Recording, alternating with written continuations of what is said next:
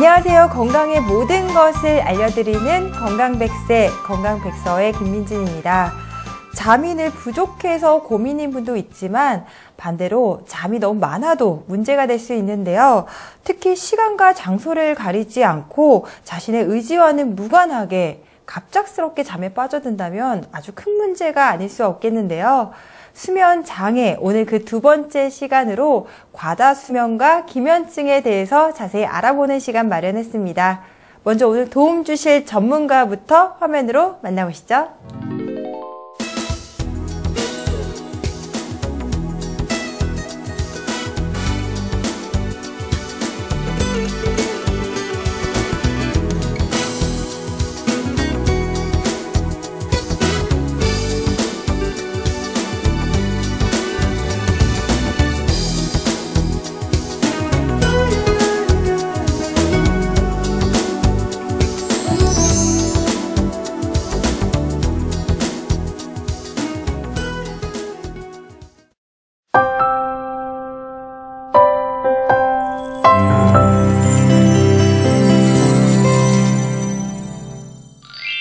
건강백서, 오늘도 건강한 정보 전해주실 허정원 원장님 모셨습니다. 원장님 반갑습니다. 안녕하세요. 네.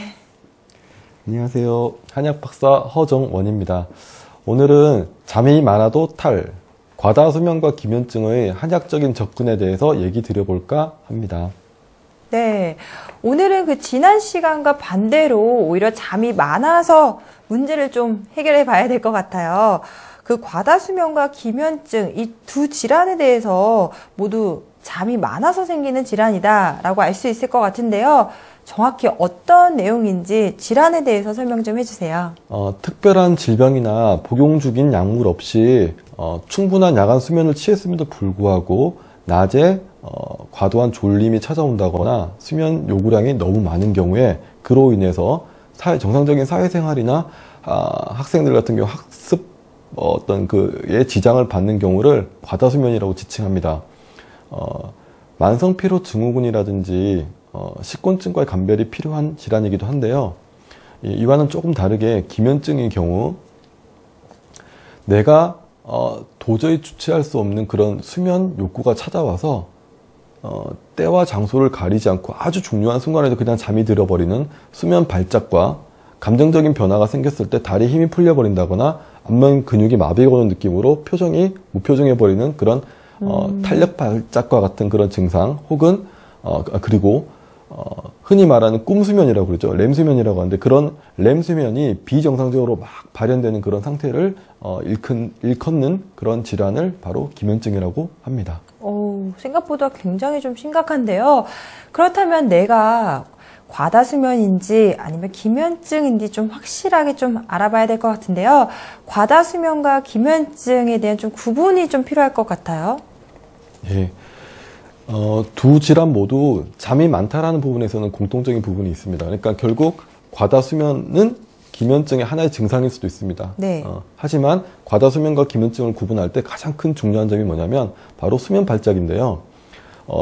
흔히 졸리다라는 느낌이 들면서 잠이 드는 것 없이 갑자기 어느 순간 나는 그냥 눈만 깜빡거렸을 뿐이다 라고 생각을 했는데 수십 분을 그냥 잠이 들어버리는 그런 수면 발작을 나타내는 그런 현상, 그리고 아까도 잠깐 말씀드렸지만은 감정의 변화, 화가 난다, 즐겁다, 기쁘다, 슬프다 라는 감정 변화가 생길 때 갑자기 다리에 힘이 풀려버리거나 아니면 얼굴이 무표정 혹은 일그러지기도 하는 그런 탄력 발작을 특징 증상으로 가지고 있다면 그거는 기면증의 확률이 더 높습니다. 네, 들어보니까 이 과다수면증보다는 기면증이 조금 심각한 것 같은데요. 그럼 먼저 이 과다수면증에 대해서 좀 더 자세히 알아볼게요.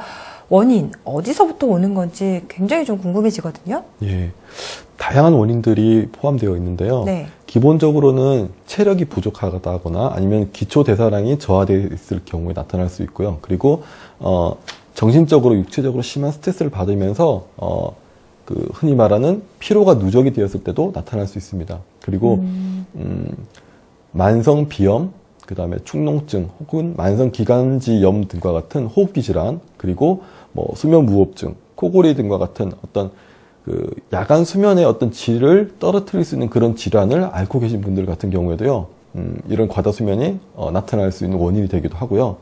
간 기능 장애라든지 아니면 갑상선 기능 저하 등과 같은 어떤 그런 호르몬 대사 이상, 간 기능, 장기 이상 등도 그 과다수면의 원인이 될 수도 있습니다. 그리고 네. 우울한 기분이라든지 혹은 심한 우울증 같은 경우에 졸림과 피로감을 유발하는 과다수면의 원인이 되기도 하고요. 불규칙한 식습관이라든지 과식, 폭식 이런 걸로 인해서 나타나는 소화장애도 과다수면의 원인이 될 수 있습니다. 좀 자세히 알고 나니까 과다수면증도 단순한 질환은 아닌 것 같네요. 그럼 이번에는 좀 기면증에 대해서도 알아볼 텐데요. 왜 생기는지 정말 궁금한데 그 원인 어디에 있는 건가요? 네. 결국 사람이 하루를 생활한다라는 건 수면과 각성 두 가지를 계속 넘나들면서 왔다 갔다 반복을 하게 되는 건데요. 기면증의 경우에는 각성을 오랜 시간 유지할 수 있도록 도와주는 그런 신경 전달 물질이 있습니다. 바로 하이포크레틴이라는 그런 물질인데요.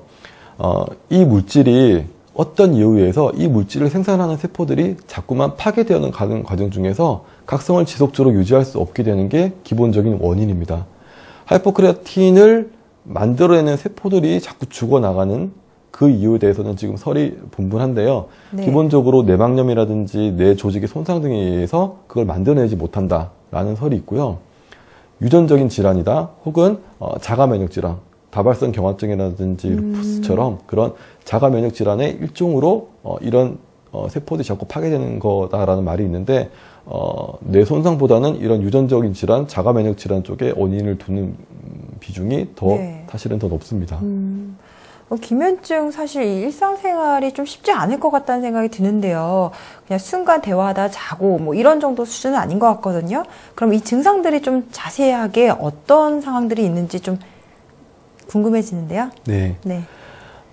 앞서도 기면증을 정의할 때도 말씀을 드렸지만 가장 특징적인 증상은 바로 수면 발작입니다. 수면 발작은 때와 장소를 가리지 않습니다. 아무리 어려운 자리, 무서운 사람이 앞에 있는 그런 자리에서라도 긴장된 자리에서도 잠이 들어버리는 거죠. 제가 지금 방송을 하면서도 잠이 들어버릴 수도 있는 게 바로 수면 발작입니다. 그리고 탄력 발작은 감정의 변화에 의해서 근육에 힘이 빠져버리는 건데요. 가장 많이 나타나는 게 웃을 때, 기쁠 때, 복권에 당첨이 됐어요. 주저앉아 버려요. 그러면 자는 거예요? 탄력 발작 다음에 수면 발작으로 이어지지는 않고요. 보통은 네. 탄력 발작은 흔히 말하는 약간 격기처럼요. 힘이 빠진 상태에 가만히 이렇게 있다가 시간이 지나면 자연스럽게 회복이 되면서 돌아옵니다. 이거는 영구적인 건 아니고요. 감정이 어느 정도 정리가 되면 다시 돌아오는 그런 탄력 발작. 그래서 누군가가 내 이름을 불렀는데 반가운 마음에 뛰어가다가 주저앉아 버리기도 하겠죠. 예, 그게 바로 탄력 발작이고요. 그 다음에 환각 같은 게 좀 나타나기도 해요. 보통 이런 환각은 그러니까 잠이 들 때 혹은 깰 때 나타나는 경우가 많고요. 이런 환각 때문에 우리 흔히 말하는 가위 눌린다라는 표현이 있지 않습니까? 수면 마비라고 얘기하는데요. 이런 증상들도 기면증 환자들에게 종종 자주 나타나는 증상들 중에 하나입니다. 그리고 잠이 많아서 문제인데 네. 실제로 이분들이 밤에 잠자는 걸 보면 수면의 질이 상당히 떨어져 있어요. 그래서 기면증을 앓고 있는 분들 중에 많은 수의 환자분들이 흔히 말하는 불면증이라든지 아니면 토막난 수면, 연결되는 수면이 아니라 잠이 계속 20분 단위로 깬다든지 30분 단위로 깬다든지 이런 조각난 수면을 취하고 있는 경우도 많고요. 그리고 반수면 상태라고 그래가지고요. 내가 지금 잠을 자는 건지 깨어서 누군가 얘기를 하는 건지 반반 섞여가지고 마치 비몽사몽 상태, 말 그대로 그런 상태를 유지하는 경우도 기면증의 특징 증상들 중에 하나입니다. 와, 이 기면증에 대해서 좀 증상들을 살펴보니까 제가 생각한 것보다는 훨씬 더 증상들이 심각하고 정말 잠을 잘 자는 것도 복이다 이런 생각이 좀 드는데요. 그런데 이 기면증과 이 과다수면이 중고등학교 때 시작되는 분들이 참 많다고 들었어요. 그 이유가 있는 건가요? 일단 시기적으로 청소년기는 몸도 그렇고 마음도 그렇고 완전하게 성숙하지 않은 상태라는 것이 일단 특징이고요.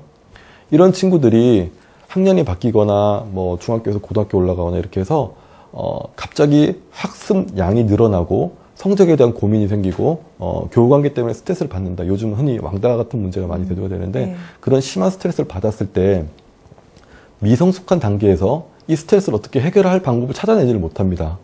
뭐 흔히 말하는 운동도 있을 거고 사람들이랑 막 만나서 어울려서 뭐 어른들 같은 술을 마시기도 하겠지만은 청소년들은 그런 기회가 전혀 없다라는 거죠. 이런 상황에서 본능적으로 이 스트레스로부터 도피하는 공간을 찾아가는 다 보니까 가장 만만한 흔히 말하는 잠으로 그 도피처를 찾게 되는 거죠. 이걸 계속적으로 반복을 하다 보면은 각성을 유발하는 그런 시스템에 오류가 생기기 시작합니다. 그래서 약간만 스트레스를 받아도 잠, 조금만 힘들어도 잠, 그런 식으로 가다 보면 결국 그게 과다수면이 되고 기면증으로 이어지는, 과다수면이라고 해서 꼭 다 기면증으로 발전되는 건 아니지만요. 네. 기면증을 앓고 있는 분들의 많은 수가요, 어렸을 때 이미 과다수면을 경험했다라는 걸 알 수 있거든요. 그러니까 어쨌든 지금처럼 과다수면이 계속 지속이 되면 자칫 잘못하면 기면증으로 넘어갈 수 있는 가능성도 있다는 걸 제가 설명드리고 싶습니다. 그러고 보니까 저도 이 학창 시절에 이 시험에 관한 스트레스 때문에, 시험에 대한 스트레스 때문에 오히려 공부를 더 하는 것이 아니라 그 스트레스 때문에 오히려 책상 앞에 앉아서 졸거나 오히려 엎드려 자던 기억이 굉장히 많았던 것 같아요. 아마 그게 좀 스트레스로 인한 지금 원장님께서 얘기하신 그 이유가 아닐까 생각을 해보는데요. 그런데 이 과다수면과 기면증이 의심이 돼서 병원을 찾게 되면 실질적으로 병원에서는 또 어떤 검사가 이루어진지도 궁금하거든요. 일반적으로 한의원에 내원을 하셨을 때 이 기면증을 확진하는 어떤 검사를 하기는 어렵습니다. 네. 기면증이라는 것 자체가 이미 희귀난치 질환으로 등록이 돼 있기 때문에요. 이 기면증을 확진하기 위해서는 흔히 말하는 전문 병원을 가셔야 됩니다. 보통 수면센터라고 하는 부분들이 많이 이제 요즘 생기고 있는데요. 네. 수면센터를 가시게 되면은, 그러니까 신경정신과 안에 포함이 되는 그런 경우가 많은데, 수면센터를 가시게 되면 수면다원 검사라는 것을 하게 되는데요. 기본적으로 뇌파라든지 몸의 모든 바이탈 사인을 다 체크하면서 잠을 자는 동안에 어떤 일이 벌어지는지를 체크하는 그런 검사, 바로 수면다원 검사입니다. 불면증의 경우에는 야간 수면다원 검사만 해도 되는데요. 기면증인 경우에는 야간 수면 검사뿐만 아니라 주간에 깨어있을 때도 뇌가 어떤 상태로 움직이는지를 체크를 해야 되기 때문에 주간, 야간 수면 다원 검사를 실시합니다. 주간, 야간 모두 다 수면 다원 검사를 실시해야 되는 거죠. 그렇군요. 기면증 생각보다 정말 심각한 것 같고요. 이 4대 중증 질환으로 분류되는 희귀난치성 질환이라고 합니다. 그래서 증상이 조금이라도 보인다면 하루빨리 이 전문의의 상담을 받는 것, 그리고 치료를 받는 것을 권장해 드리고 싶습니다. 네, 이어서 건강백서 OX 퀴즈가 이어집니다.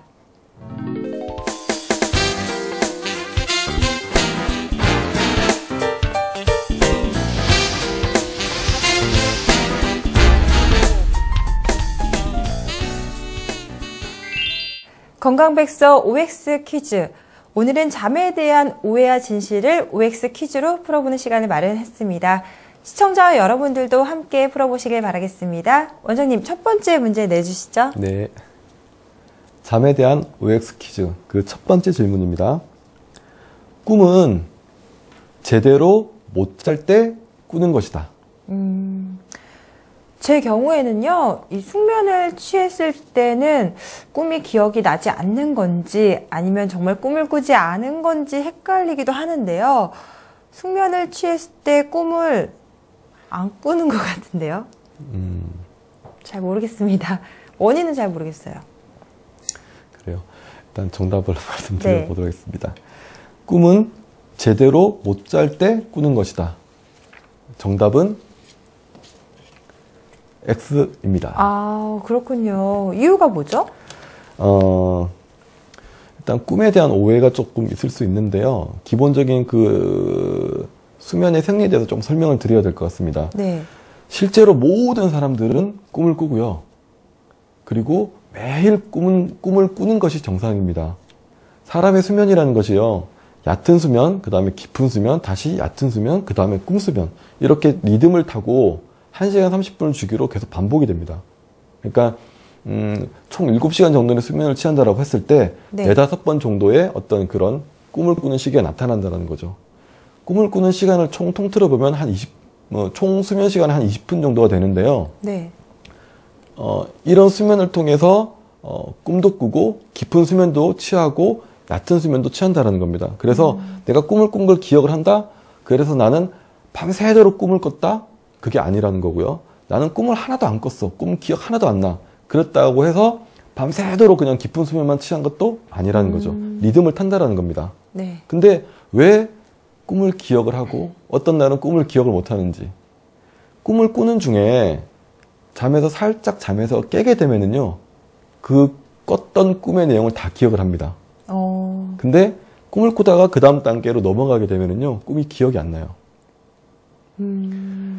내 기억의 단편에 의해서 판단을 하는 거예요. 꿈을 꾸면 못 잤다고 생각하는 거. 엄밀하게 말하면 꿈을 꾸든 못 꾸든 정상적인 수면을 취한 거고요. 조금 더 야박하게 그걸 평가한다 그러면 꿈을 꿨던 사람들은 꿈을 꾸는 중에 잠에서 살짝 깼다라고 평가할 수 있는 거죠.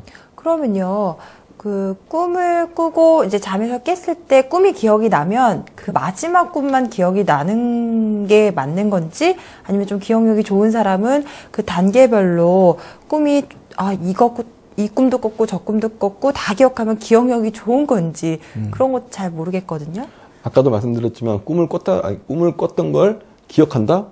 꿈을 꾸는 중에 잠에서 깬 거예요. 네. 그러면 꿈을 꾸는 중에 잠이 깰 확률이 높은 시간대가 있어요. 그게 바로 새벽 시간대라는 거죠. 아까 그렇게 말씀드린 리듬에서요. 첫 리듬에서는 꿈을 꾸는 시간이 상당히 짧습니다. 5분, 10분도 채 안 될 건데요. 새벽으로 가면 갈수록 그 시간대가 길어져요. 20분, 25분. 길게 느껴지는 건가요? 실제로 깁니다. 렘 수면 시간이 길어져요. 꿈을 길게 꾸니까 그만큼 꿈을 꾸는 중에 깰 확률도 높아지겠죠. 그래서 사람들이 기억하는 꿈의 대부분은 새벽녘에 꿈일 가능성이 높고요. 1시, 2시에 꿈을 꿨는데 그걸 기억한다? 아마 그분은 그때 깨서 아마 화장실에 가거나 하면서 정확하게 잠을 깼을 거예요. 네. 그러니까 우리가 기본적으로 꿈을 많이 꿨다라는 건 새벽녘으로 몰아져 있다라는 거를 일단 이해를 하시고 1시, 2시 이때 꾸는 꿈은 거의 기억을 못하는 게 대부분이고, 만약에 기억을 한다 그러면 그거는 기억력이 좋은 게 아니고요. 네. 잠을 자꾸 깨는 사람이라고 보시는 게 맞을 것 같아요. 그럼 저 같은 경우에는 잘 꿈을 안 꾸고 잠을 자는 편이거든요. 그러니까 꿈을 꿨는데 기억을 못할 수도 있는 거고, 그렇죠. 그게 그렇죠. 아니면 좀 더 깊게 자서, 그리고 잠이 깨지 않아서 예. 뭐 그런 거일 수도 있다는 거네요. 예. 저는 어쨌거나 잠은 좀 잘 자는 걸로 좀 결론을 지어보고요. 네. 두 번째 문제 내주시죠. 네. 잠에 관한 퀴즈, OX 퀴즈 두 번째 문제입니다. 잠이 오지 않아도 일단 누워있는 것이 좋다. 잠이 오지 않는데 굳이 애써서 침대에서 누워있으면 뭐 스트레스도 생길 것 같고요. 난 왜 이렇게 잠이 안 오지? 뭐 그런 생각을 할 수 있을 것 같아서, 오히려 잠이 오지 않을 때는 뭐 침대에서 나와서 뭐 책을 본다든가 뭐 TV 시청하다가 잠드는 것도 오히려 스트레스 받지 않고 더 즐겁게 잠을 잘 수 있을 것 같으니까 저는 X일 것 같아요. 네. 잠이 오지 않아도 일단 누워있는 것이 좋다. 정답은 X입니다. 네. 이유에 대해서 좀 자세히 설명해 주시죠. 예, 잠자리에 이렇게 누웠는데 잠이 안 와서 계속 뒤척거리다 보면은 심리적으로 압박감을 느끼게 돼요. 자야 되는데 지금 몇 분이나 지났을까? 1시간 지났는데 지금 잠들어도 몇 시간밖에 못 잘 텐데. 제가 그런 적이 있었어요. 예, 이런 스트레스를 받게 되면 잠은 오히려 더 달아나게 됩니다. 가슴도 두근거리게 되고 자꾸 얼굴로 열이 나는 느낌도 들고 답답한 느낌이 들어서 오히려 잠은 정말 안 오거든요. 이런 상황이 된다면 어찌됐든 일어나셔가지고 책을 본다거나 아니면 TV를 본다거나, 밝은 불빛을 보는 거는 별로 좋진 않아요, 사실은. 그래서 TV보다는 그냥 약한 조명에 책을 보는 정도, 스마트폰보다는 그냥 거실에 앉아서 불 끈 채로 그냥 앉아있는 정도, 그런 느낌으로 다른 거에 관심을 돌려서 집중하다가 다시 찾아오는 수면의 리듬이 올 겁니다. 그때 다시 조용히 들어와서 침대에 누워서 잠을 청해보는 방법을 취하는 게 더 좋고요. 네. 문제는 만성적으로 불면증을 겪고 있는 분들이 있어요. 이분들은 잠을 들지 못하는 것 자체가 이미 병적인 상태가 되었기 때문에 잠이 안 와서 나왔다가 다시 누웠는데 잠이 와서 또 나왔다가 밤새도록 그걸 반복하다 보면 정말 날밤을 새거든요. 이렇게 되면 그 다음날 생활을 할 수가 없어요. 이런 분들 같은 경우는 오히려 밤에 침대에 누웠을 때 잠이 안 온다라고 한다면 억지로 나와서 TV를 본다거나 다른 걸 뭔가를 하려고 하지 마시고 그냥 네. 잠자리에 누운 채로 생각만 잠에 대한 생각이 아닌 다른 생각들, 내가 읽었던 책들, 내가 놀러 갔었던 여행지 이런 잡생각을 하면서 오히려 누워있는 게 피로를 덜 느낄 뿐만 아니라 눈을 감아줌으로 해서 피로를 풀어내는 시간적인 어떤 여유를 가질 수가 있기 때문에 만성적인 불면증을 앓고 있는 분들이라면 오히려 눈 감고 누워있는 가수면을 즐기는 것이 더 좋다라고 말씀드릴 수 있겠네요. 네, 정말 어렸을 적에 잠이 오지 않으면 엄마가 양 1마리, 양 2마리 해서 100마리까지 세라고 그런 적이 있었던 것 같은데요. 그리고 요즘에는 이게 성인이 되고 나니까 내일 할 일이 무엇이지? 오늘 내가 뭐 했지? 한 번씩 좀 정리해보는 것도 머릿속에서 일기를 써보는 것도 참 좋을 것 같습니다. 네, 계속해서 좀 편안한 잠자리를 위해서 과다수면과 기면증 어떻게 치료해야 되는지 알아보겠습니다.